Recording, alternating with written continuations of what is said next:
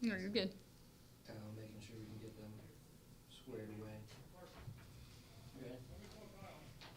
All right, Coach, kind of had a slow start there, but kind of picked it up in that third quarter and fourth quarter. Just give us your overall thoughts on the game. Yeah, I thought, you're up 4. We scored 17 in the first quarter, and I thought we defended pretty well. We were just fouling too much that second quarter, and it put them at the line. I think they got 11 free throw attempts, and you go 18 free throws in the first half for them, and we just that's the one thing that our first key was discipline defense, defend without fouling, and we just put them at the line, and got in foul trouble, and it got us out of rhythm offensively in terms of our rotation. I thought, Taylor came in and gave us some good minutes. Mel came in and gave us some good minutes. Avery.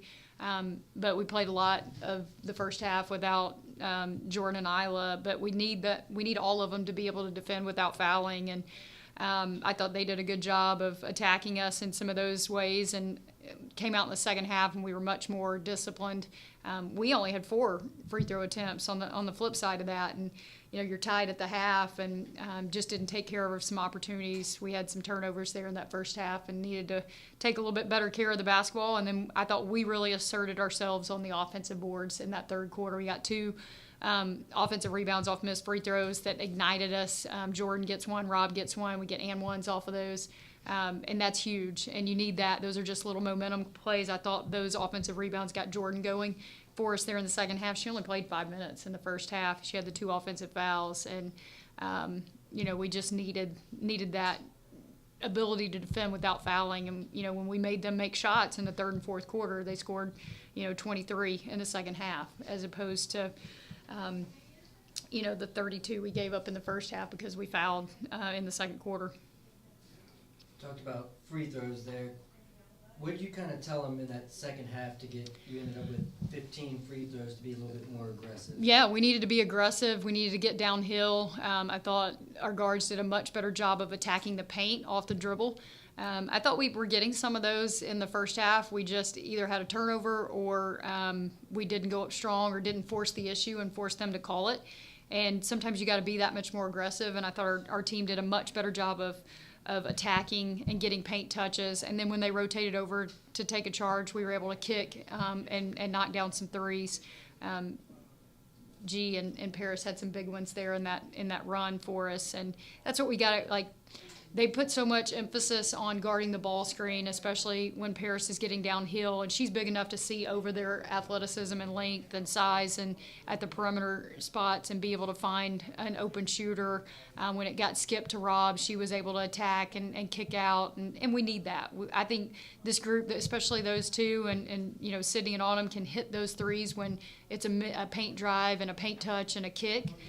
Their hands and feet are ready, and we need that. But I thought we had much better balance offensively there in the second half because we pushed in transition, but it started because we got stops.